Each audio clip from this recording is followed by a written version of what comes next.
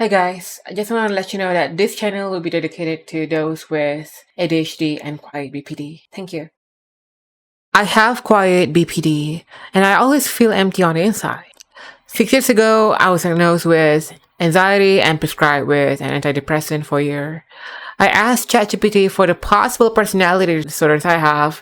Here's the three, and later, BPD clicks with me. The way how I redirect all problems to myself for not being able to be more enjoyable with my friends instead of blaming others is the core trait that differentiates Quiet BPD from typical BPD. Regardless if I do the right thing or the wrong thing, this emptiness will not go away. If I don't have BPD, I will be able to overcome my current post-recovery, chronic fatigue, and becoming successful and be productive again. But no, I lie down and tears flowing automatically from my face. I feel very sad and unfulfilled.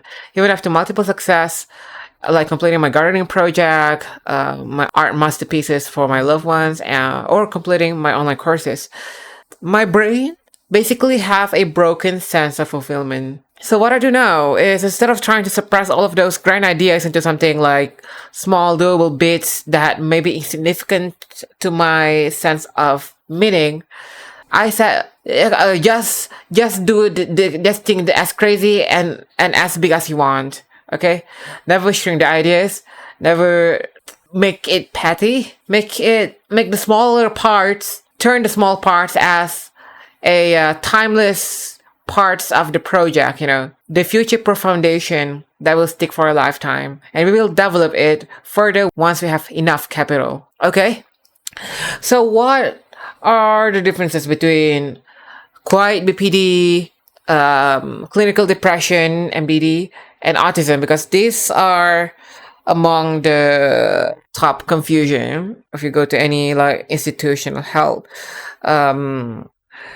facilities, like government hospital. They are likely to misdiagnose you with autism or maybe clinical depression. I'm not sure which one, but first, what I know from clinical depression is that it's a persistent subdues, a persistent feeling of sadness and lose interest on doing things.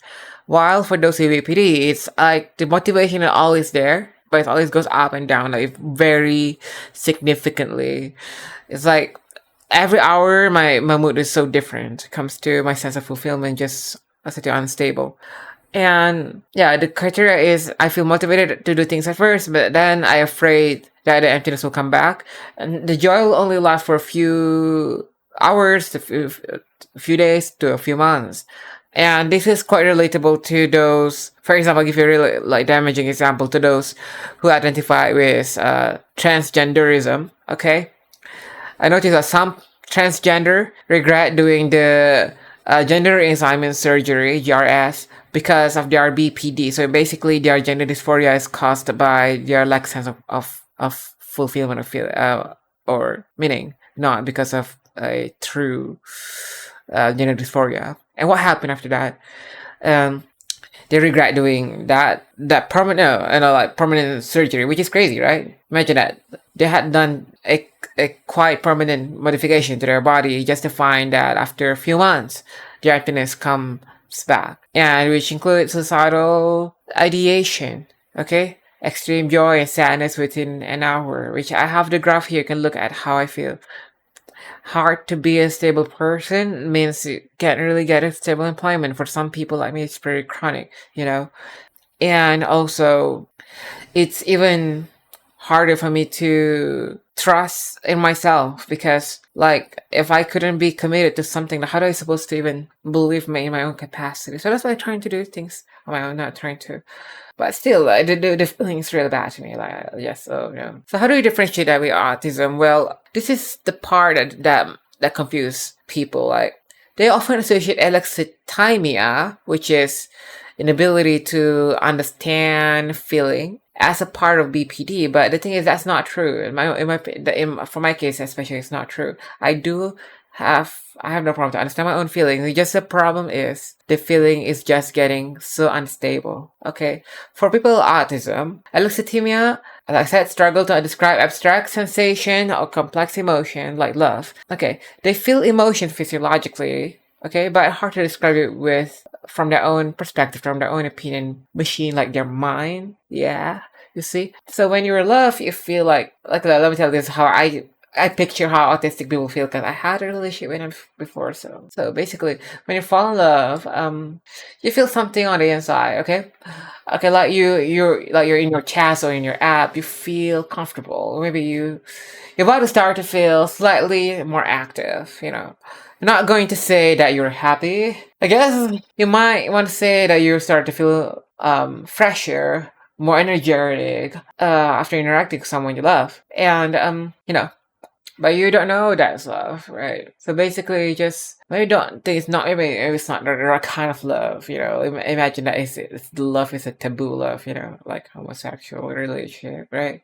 So you might think it might not be even possible because you might think just within friendship boundary, and you might think it can lead to depression eventually. Like, I'm not sure. Say I don't have like proof to talk about this, but just like from my own observation, from not being able to understand who you are, you're losing someone who you actually fall in love with. You might think that lover is just an occasional friend that is different than your other peers. And when you lose that person, you feel lazy. And that laziness grows into you abandoning your own well-being and eventually people around you. So which is not the kind of outcome you want. So how does that differentiate with BPD? Well, because first I'll tell you, I have no problem to understand what love is. I have like been into multiple relationship, and you can feel the chemistry. Like when you talk to someone and things just feels. So I'm not sure. Like, you're always gonna like start to laugh out of some stupid things that you don't laugh at all. Like things, the cringe feeling is just the cringiness.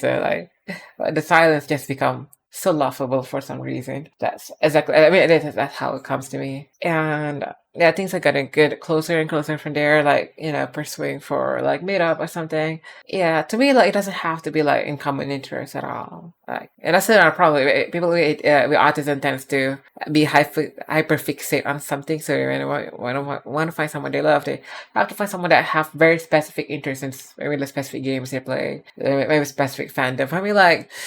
No, I don't have to. It can be like so opposite. I believe in opposite attracts because it's a complementary skills and interests helps to cover up each other's blind spots. So that's how it goes to me. So yeah, this is all the channel is about, and I just want to tell you this is gonna change the whole content after this. It's gonna be more focused on ADHD and BPD. Hopefully, I can do other content after that. So please stay tuned to my channel, and please don't forget to like and subscribe. And also, if you want to have the template, the BPD emptiness template, just download it down below. Okay, see ya, bye.